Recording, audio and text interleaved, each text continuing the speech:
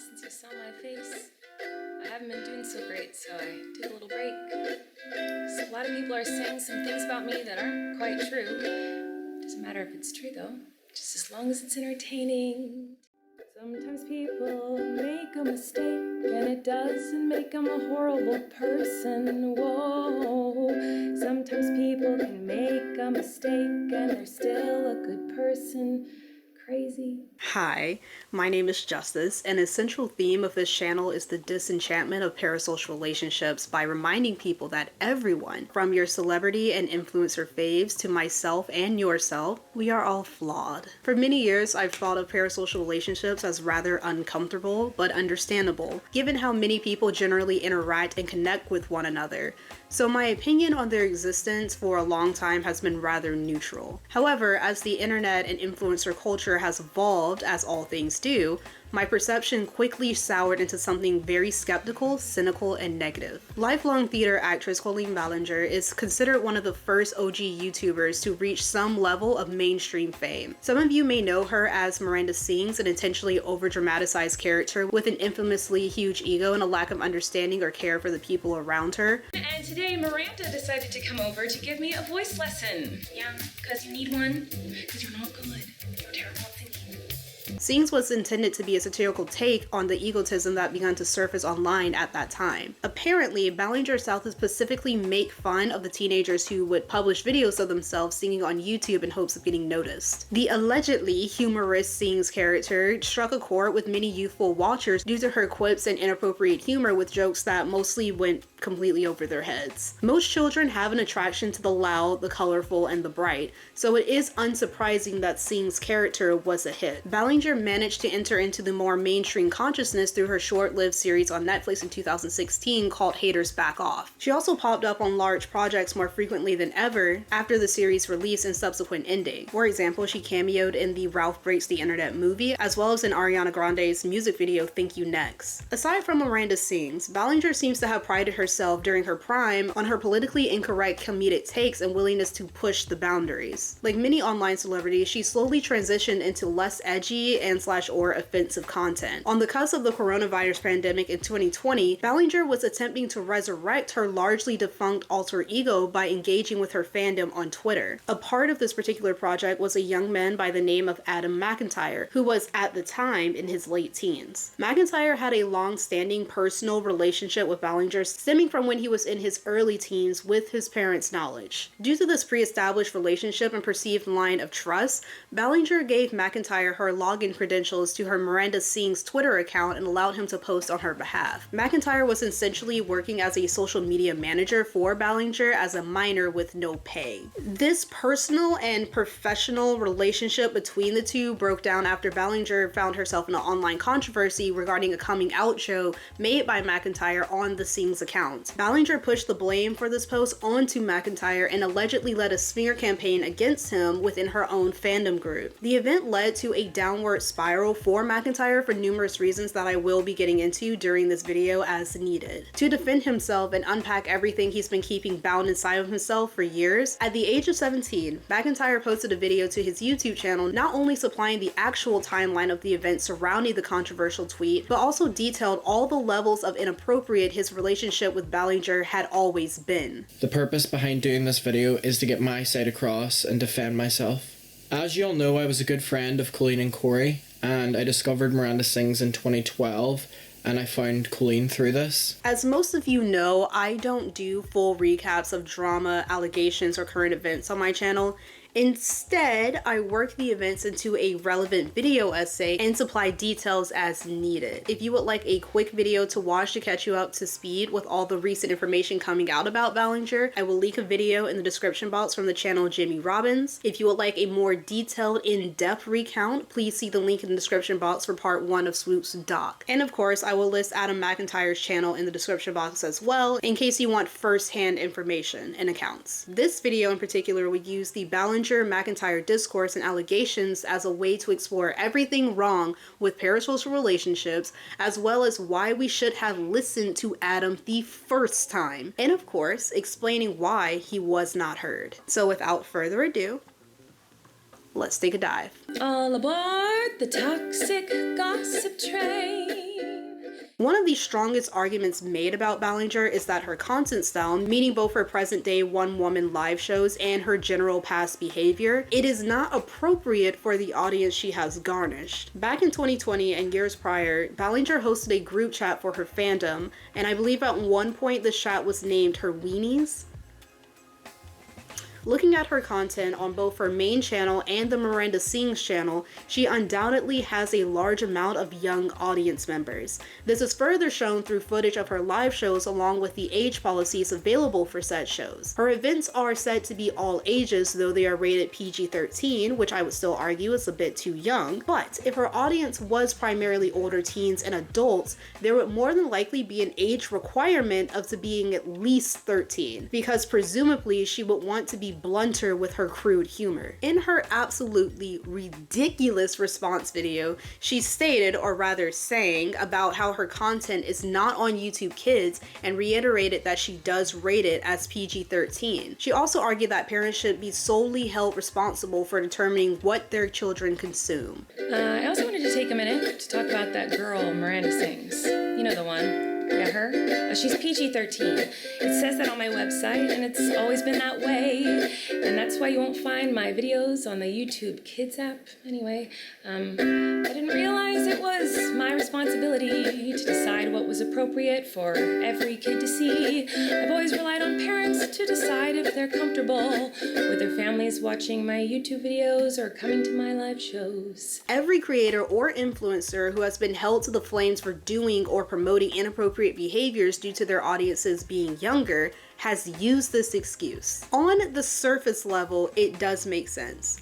As parents, we are the ones who should be protecting our children. They should be our first and last thoughts. However, acknowledging that parents carry most of the weight of responsibility towards their children does not absolve Ballinger from her responsibility to her audience. And please note, this is just an evaluation of her content, not her direct interactions with her fandom. Influencers like Ballinger, like family channels, intentionally create and market their content to a youthful and immature audience. Therefore, they are knowingly engaging with the youth. Other than him, you guys can see all the haters that I get, and your kids probably get hate like this, and my kid, if you become the parent, will get even worse or hate than this. So what do we say to the haters? We say, haters, exactly. To anyone who's bullying you or hating on you, you just say, haters, back off. Thereby taking on a responsibility that creators like me, who creates content that is presumably devoid of anything of interest to the mind of a child,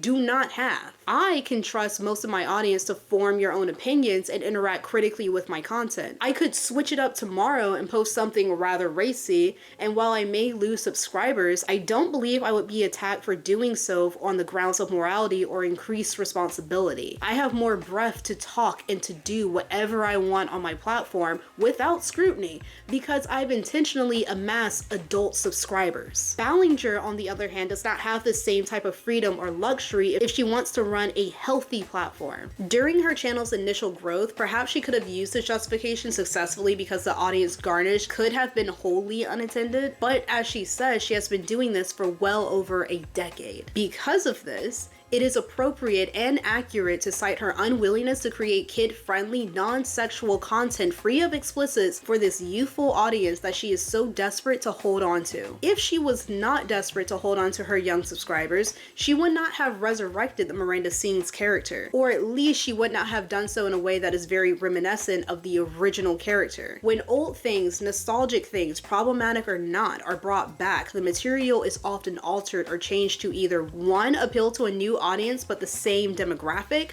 or 2. Revamped to appeal to the new ages of the original audience. Ballinger is of course an example of the former, and so is the reboot of The Proud Family and multiple renditions of My Little Pony. All Grown Up and the new iCarly show are great examples of the latter. Whether you are a company, creator, or influencer, if you are intentionally attempting to gain or retain an audience comprised of kids and teens, you will justifiably be held to a higher standard. By most, you are expected to be a safe place for the youth. By me, however, I do expect you to be someone who is led by greed if you are not purely educational. And of course, this is not my ideal or standard for allegedly kid-friendly creators, but it is the reality of what I see very often, so I approach all of these kid-friendly creators with a lot of caution. The youth, both kids and teens, are some of the most profitable demographics to reach out to. They are often impulsive and easily persuaded or manipulated, and they also view most things as a need rather than distinguishing it as a want or a desire. So having merch is a need, having concert tickets is a need. Moreover, because children are anthropomorphic thinkers, meaning they are easily able to treat non-human things as human and real, I've always assumed that they would be more susceptible to parasocial relationships than that of adolescents or adults. Most adults understand that the relationships and interactions they have online as not real, or at the very least understand that they are very distant and not as significant as those that exist in their everyday lives. Children, however, do not have the same type of filter. An animated mouse can be just as real to them as their best friend at school. Likewise, an online one-sided relationship with an internet star can be just as impactful as a connection with, say, a teacher. A child's attachment to people or objects is typically very purely intended and well-meaning. They have no motivations in liking or loving something. In the horror community, we often debate why seeing the torture, emotional or physical, of a child is more significant than the death of a child. It is because it largely harkens back to the absolute purity of children. Whomever is doing the harm onto the child has betrayed the purest and most good type of trust, the kind that does not operate based on ego or pretense. Most of us strive to protect this innocence because yes, we do value it more than that of the lives of most adults, even if the children in question have no personal attachment to ourselves. Children tend to bring out the most selfless behaviors in many, but there are some, quite a few, who unfortunately desire to use or destroy the purity of children. Under capitalism, the exploitation of children is even more exasperated. Capitalism takes no prisoners. So children are simply another demographic to be captured, and in the worst case scenarios, children themselves are the commodity, whether that be through sexual exploitation or unethical methods of adoption that operate more like black market sales. It must be acknowledged that our Western societies have normalized the exploitation of children in all methods and manners. I was unsurprised to see how unsupported McIntyre was when he was 17 years old. I was unsurprised to watch the clip of Ballinger's live show where she pushed apart a young girl's legs on stage, exposing the child to both her own adult scrutiny and her audiences. I was also unsurprised to see that no one came up on stage to stop this from happening. Why would they? This is business as usual. Our day-to-day. It's fine to watch the exploitation of children as long as it's entertaining, right? It's okay to mock children as long as they're famous. It's perfectly natural to continuously elevate children to extreme levels of fame even after decades of precedent showing how dangerous and damaging it is. It's acceptable to debate the worthiness of a child's right to life, liberty, and freedom as long as it supports our political motives, right? The only reason Ballinger would have felt so emboldened to do this type of action without a second thought is because she has been told and shown all her life that this is okay. We can dog out Ballinger all we want and demand explanations, but we also need to acknowledge how our society has warped our perceptions of children and why we tolerate behaviors like this. When you live in an overly capitalistic society, every part of that society will undoubtedly be exploited and victimized, even the most innocent and undeserving. And each time it happens, each time some grand tragedy is revealed, we ask ourselves, why, as we scroll on our phones. We are not truly engaged in the conversations of how or why, because if we were, we wouldn't be asking. Am I sad that there are some fans who feel betrayed? Yes. Ballinger and several other internet personalities love their child-based audiences. They love the immense and steady revenue, of course, but there's so many other reasons to try and break into this very profitable market. The dedication and passion children hold towards their faves is absolutely unmatched. Kids and teens alike defend what they love very zealously. If you insult their idol, it is akin to insulting them. I often refer to the youth as little narcissists because they kind of are.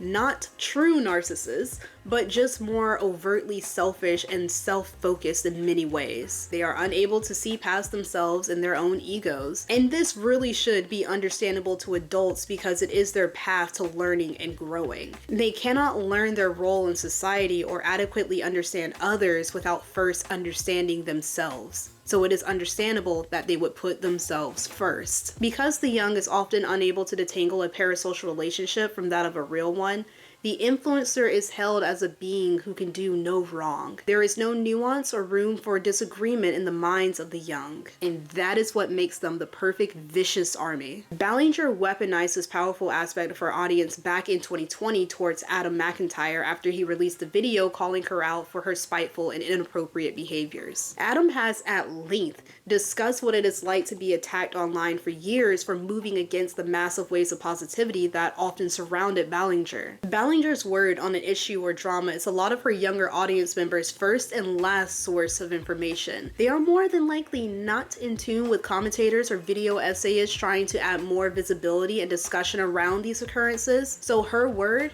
is the gospel truth. Why would they listen to anyone else when Ballinger said it's all untrue? Ballinger wouldn't lie to them, so everyone else just must be bullies. Sorry to say that we will more than likely not be able to persuade this particular demographic, but we don't need to, because they are mostly minors. Sometimes as adults, we should take actions to protect the youth in ways that they may hate now, but in the future will understand. And that action here in this case would essentially be, encouraging, we'll call it, Ballinger to remove herself from the internet and release the ironclad grip she has on her fan base. Ideally, I would love for parents to take the reins here for their individual spawns and make the decision to disallow them from watching Ballinger's content or supporting her in any way. But I am going to acknowledge that many parents, unfortunately, have no clue what's going on online and what's playing out in front of their kids. Children should not suffer because of their parents' ignorance or negligence. That's why the mainstream media coverage of this event is so paramount. Mainstream media outlets have more of a chance of exposing parents and caregivers to the online happenings of their kids' favorite internet celebrities. Do you kind of see what I'm advocating for here? Protecting the youth online cannot just come from one group or one party. It has to be a joint effort across the board because the army we're battling is also the one we're striving to protect.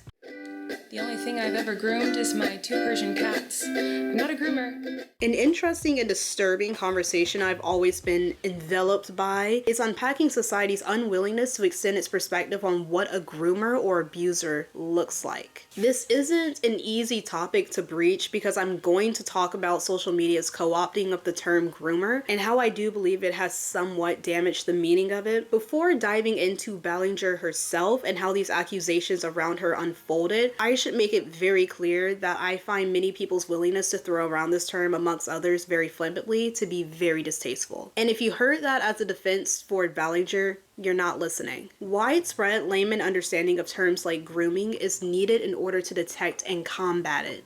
We do not all have to be professionals in the fields of child psychology or law to see the signs of a potential grooming situation, nor should we be expected to be. Known indicators of grooming is based on the commonalities found within the testimonies of victims and survivors as well as the admissions of the offenders. Because of this, the knowledge base of grooming should, unfortunately, be ever expanding. And it very much so is in the fields that are focused on protecting children. On social media, particularly YouTube and TikTok, it has largely been reduced to just another pop cultural psychological term that pops into people's heads when any situation can remotely relate to it. The overuse of the term has not purely come from increased awareness of it and how it relates to various influencers. I believe it also in part comes from the misconceptions on what it is, how it can manifest itself, and people's reluctance to try to verbally explain how a situation is uncomfortable, unethical, or immoral because it will require some iota of effort. People are often much more susceptible to simply slapping a pop cultural term down and relying on an intuitive bias, hoping their audience internally interprets the word in the same way that they have. In order to have these sweeping discussions online,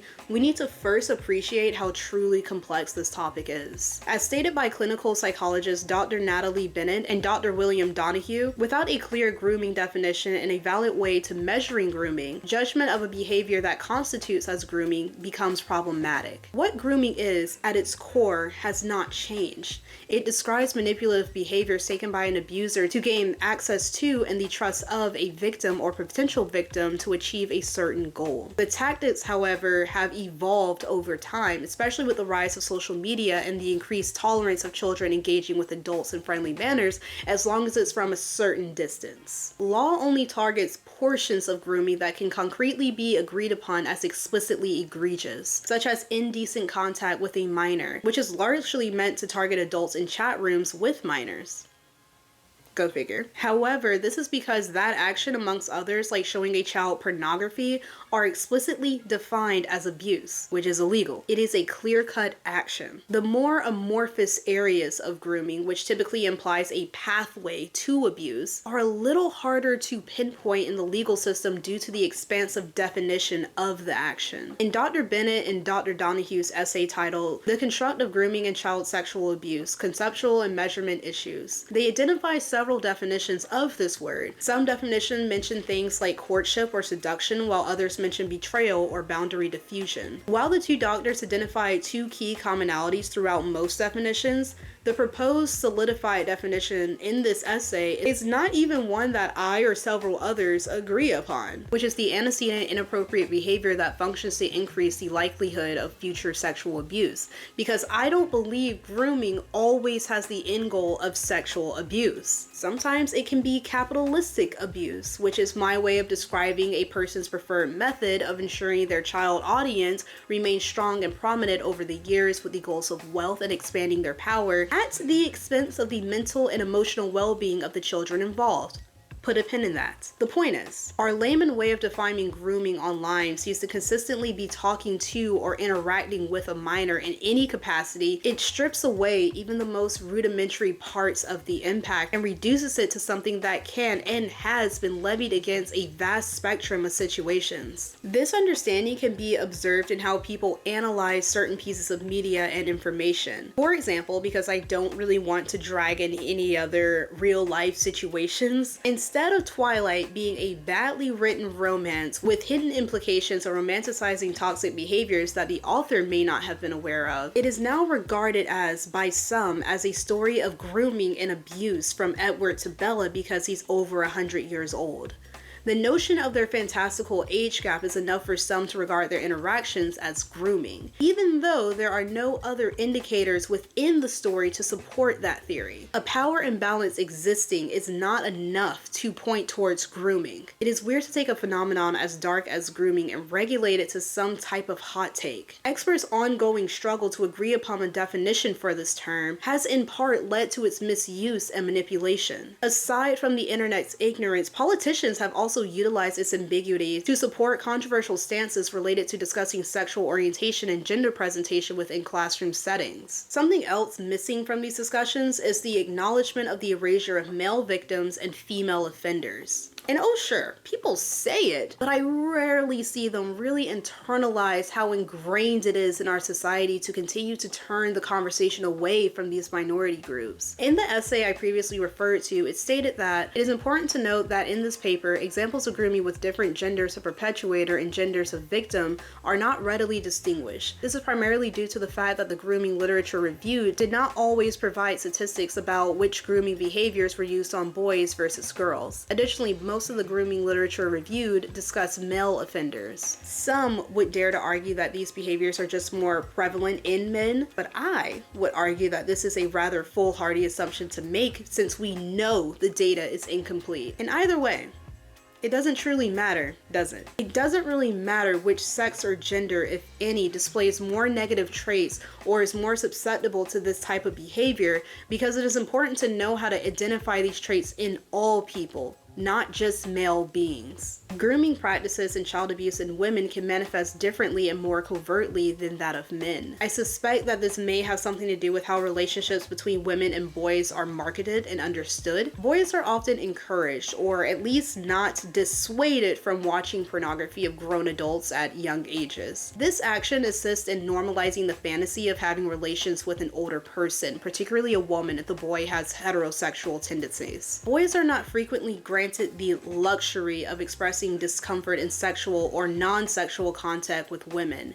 In a 2019 study, it was found that 7.6% of male participants engaged in sexual intercourse before the age of 13, the proportional results being higher for non-Hispanic Black male students. And of this number, as reported by young men between the ages of 18 and 24, 8.5% described the experience as unwanted, and 37% stated their feelings were mixed or unsure. As noted in the study, I would argue that those numbers could potentially be even higher had it not been for social pressure, social conditioning, and the way boys are manipulated into thinking that they are nothing but creatures of sex and deviance. Every single reference I found specifically focused on analyzing female perpetrators constantly stated that statistics on this topic are more than likely inaccurate due to mass underreporting. And although the Ballinger scandal is removed from a sexual aspect or components, I believe we can interpret this sentiment as related to her in reference to female predators. The victim of this type of offender is most commonly a troubled or needy adolescent seeking attention. The perpetrator conceptualizes the behavior as a consensual love affair and often has difficulty seeing her actions as inappropriate. From Adam's testimony, I believe we can observe this confusion very clearly. And of course, there was no mutual sexual aspect to their interactions from what we know, but Ballinger's position as a young, conventionally attractive white woman can be confusing to a young victim because she is the type of person who is societally defined as trustworthy. It's not as simple as her just being very famous. By her appearance alone, she is what the West often upholds as an unsuspecting person. She is relatable, she is normal,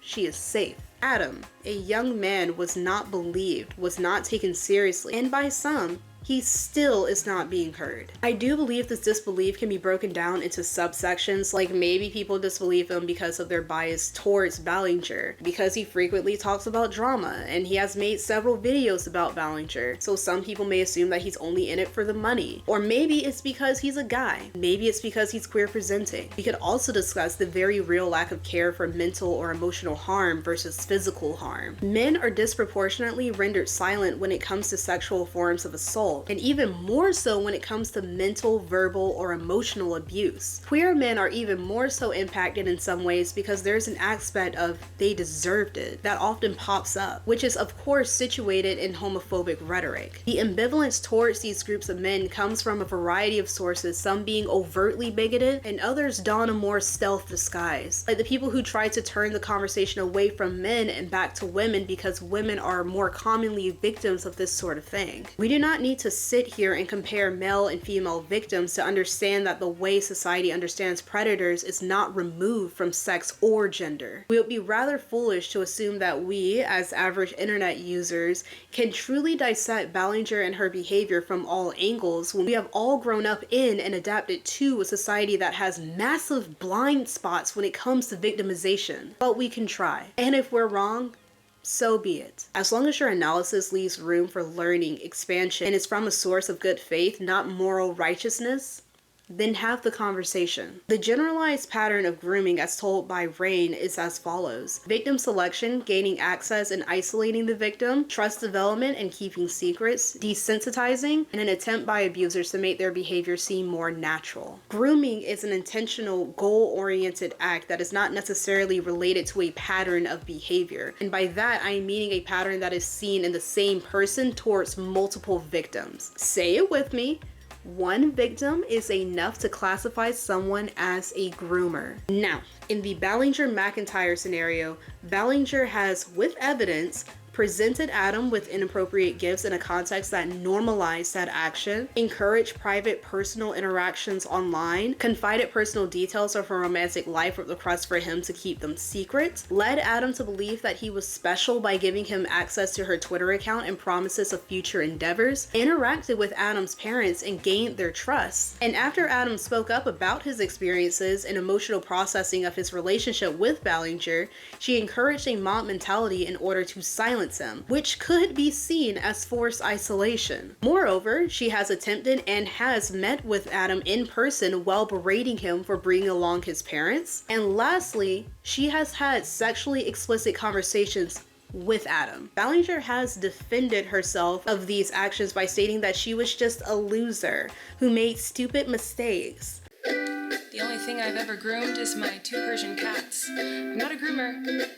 I'm just a loser. Which is a sentiment often repeated by convicted offenders. But if your knee-jerk reaction is to defend Ballinger by finding the nuance in the situation, bite your tongue. When it comes to children and teens and how we as adults interact with them, I find myself not really giving a damn about nuance. I find myself being rather unforgiving when it comes to kids. I find myself holding this grown-ass woman to the same standard that I hold myself to. And that standard is not personally interacting or engaging with children that we don't know online in efforts to form a close relationship with them. It is a low bar that this woman does not clear, and you should question why.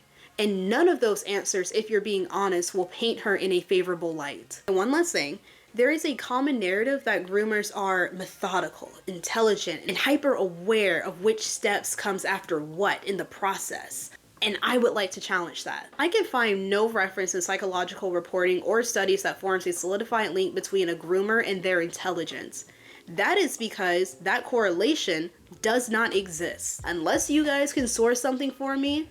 But until then, what is more than likely going on between a groomer and a victim is the groomer is noticing and picking on the victim's insecurities, which often makes the groomer seem more intelligent and insightful. In other words, the groomer tries to position themselves as smarter than the victim, which in all honesty is relatively easy work when the victim in question is a literal child. The process of grooming is methodical. And again, the way psychologists have observed it is via the recounts of survivors. They were therefore able to see a methodical pattern to the process of grooming across multiple accounts. The groomers, however, have no proven correlation to increased intelligence or are widely defined as methodical creatures because what they are doing, gaining the trust of a victim, is a behavior that we all have the capacity of mirroring. What they are doing is probably not even heavily thought about as they are doing it, unless they are part of some type of structured, organized group of crime. We all both innately and through experience know how to build trust. We know what acts inspire trust in others.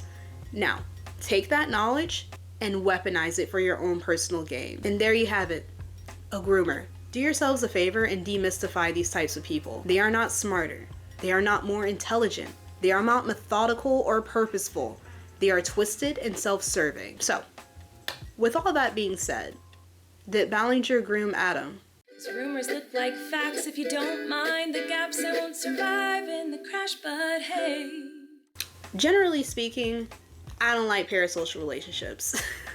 But I do believe they can be managed and tempered. In many ways, parasocial relationships developed between an influencer and audience member is outlined by egotism on both parts. For the purposes of this video, we are going to return to a point I have made in a past video regarding why influencers may lie to their audiences. I theorize that it may have something to do with the inability to perceive their audiences as truly human and individualized. With Ballinger, however, I would like to expand on that from a more intentional lens. I've repeated several times that by all accounts, grooming requires an end goal, a motive. And I've also implied different types of motives that could have led Ballinger to allegedly victimizing Adam and behaving inappropriately with her fans. But first, because this is a sensitive topic, I want to be very clear. Attempting to isolate and understand why Ballinger exhibited the behaviors that she does or did in no way justifies her actions. This is an outsider analysis that is attempting to extrapolate what we can learn by observing Ballinger. In actuality, we will probably never know the concrete reasons for her disposition because that answer lies only with Ballinger.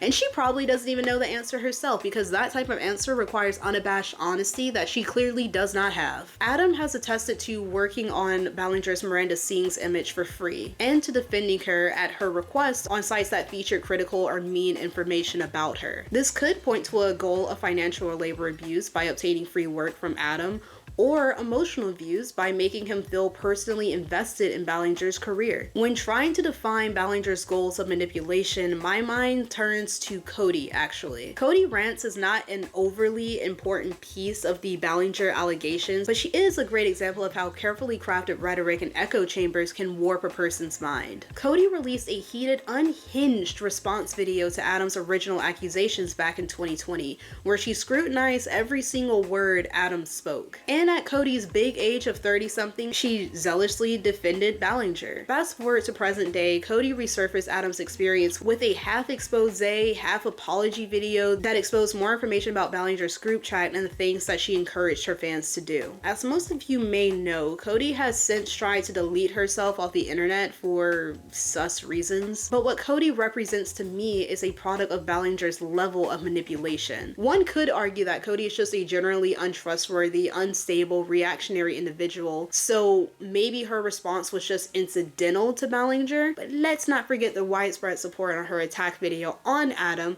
and the scrutiny leveled at him by other creators back in 2020. Having fans like Cody who are ready to bark and bite when prompted is power. Being able to captivate and persuade others is power. I can understand why people would resound Ballinger as only money driven, but I believe this may be because people forget how intoxicating power is, how effective of a motivator it is. I'm always surprised that this aspect isn't brought up because audience members should know what it is like to desire power, because many attempt to wield it against creators by holding them accountable. Nevertheless, can you not imagine how good it feels to be able to tell a random nobody online to do something and they do it? This is an average influencer's reality every single day. People buy what they recommend, berate things or people that they don't like. People do what they say. And we wonder why we see so much ego spawning within parasocial relationships. Influencers like Ballinger are enthralled by the power dynamics of the relationships they build with their audiences. I think she sees her audience for what and who they are, actually. I just think she only considers how those aspects of her audience can benefit her. I think she doesn't care about the harm she causes, not because she cannot comprehend it.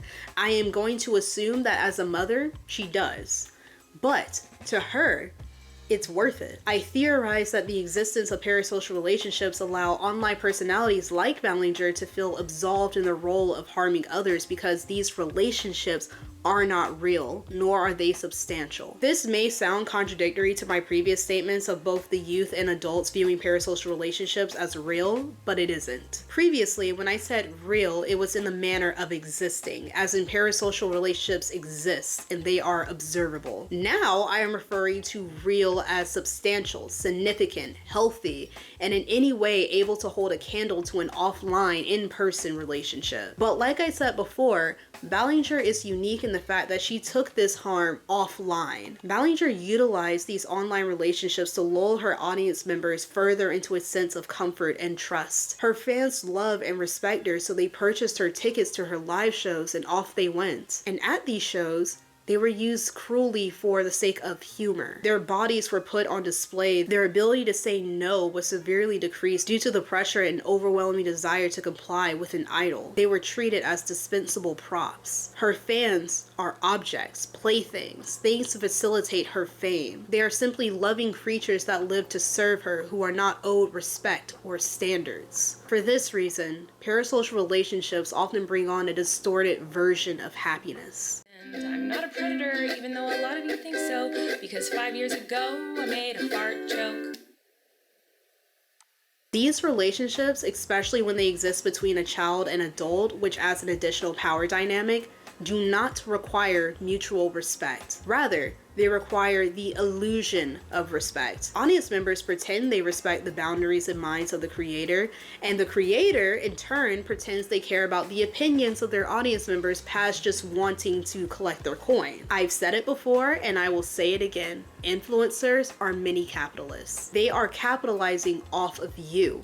I am capitalizing off of you, and you in turn are commoditizing influencers and creators. We are vessels of entertainment for you. This reality is only an absolute negative if we refuse to acknowledge and come to terms with it. I'm okay with my mind, my voice, my ideas being commodities because they are the few things that I have within my control. You should be okay with regulating me as a source of entertainment only, because it should remind you that your existence on the internet is not the full extent of your reality. But these truths are often forgotten or blurred. People like Ballinger do it on purpose. She wants her audience to forget the boundaries, forget the pretenses, because the closer she is to them, the more secure her lifestyle is. Her young audience may not realize it quite yet, but the joy her content brings them is fleeting and will always pale in comparison to an intimate relationship with another person who is actually a part of their daily lives. This is the realization I believe Ballinger is trying to hold her audience back from, whether she outrightly knows it or not. Because once that realization occurs, the less they will interact with her, and the less they will see their interactions with this woman as normal. Ballinger's musical number was so significant to me because, like Shane Dawson's live reaction to Tati or Gabby Hanna's expose series,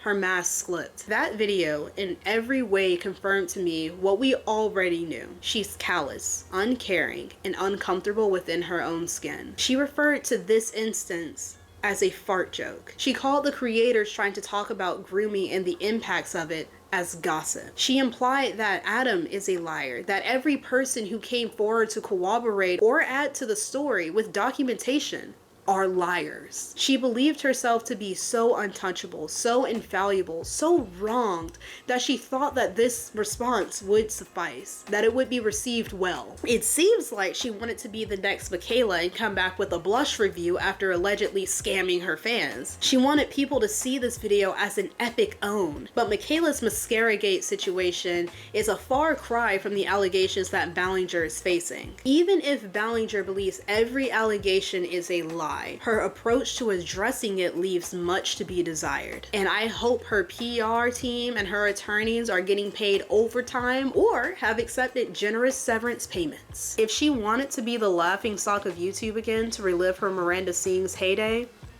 I guess she got her wish.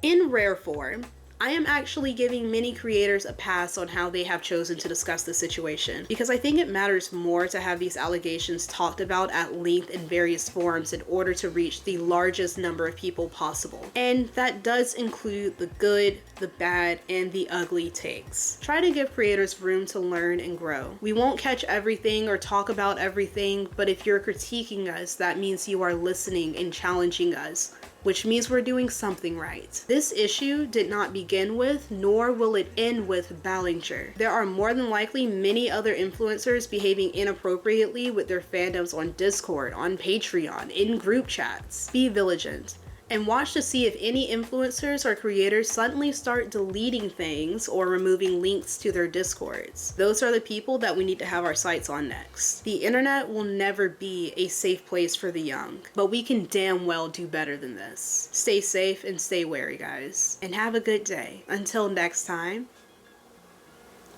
bye.